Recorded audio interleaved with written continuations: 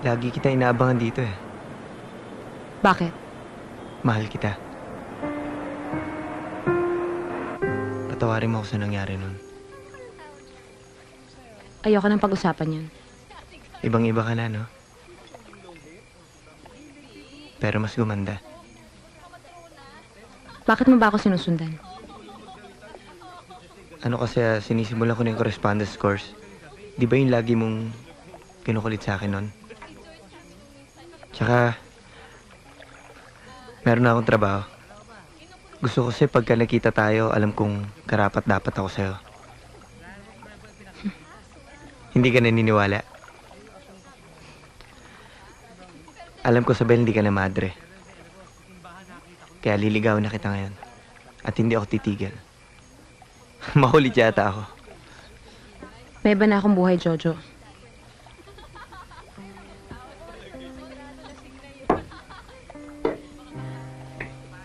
Kailangan payagan mo kung ligawan kita. Matagal din kita hinanap. Tinutulungan ko yung pinsan ko. Gumagawa sila ng computer graphics tsaka websites. Kaya kahit paano kumikita ako ng malaki. Wala naman talaga akong kahilig-hilig sa computer dati eh. Pero na-realize ko na lang later on na nakakabilib din talaga. Ang dami-dami mong pwedeng gawin sa computer.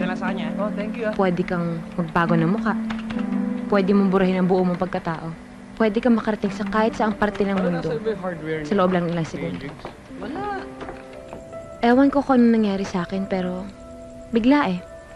Nung umalis ako sa pagkamadre, parang sobra ako naging uho na matuto.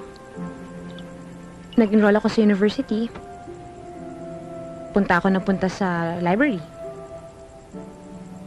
Ang talino mo talaga, no?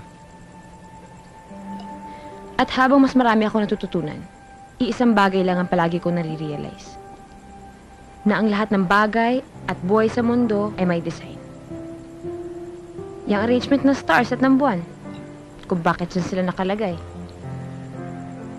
Bawat bubuyog sa mundo, bawat tao, bawat butil ng buhangin, lahat yon may design. May mas malaking plano.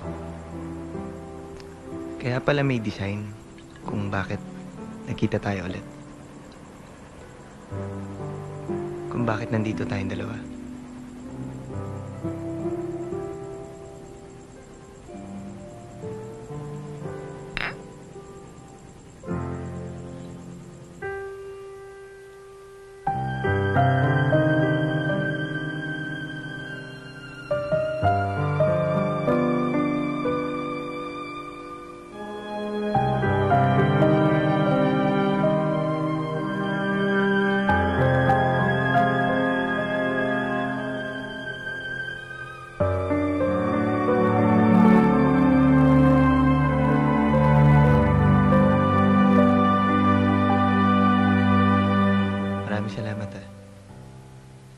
Bakit?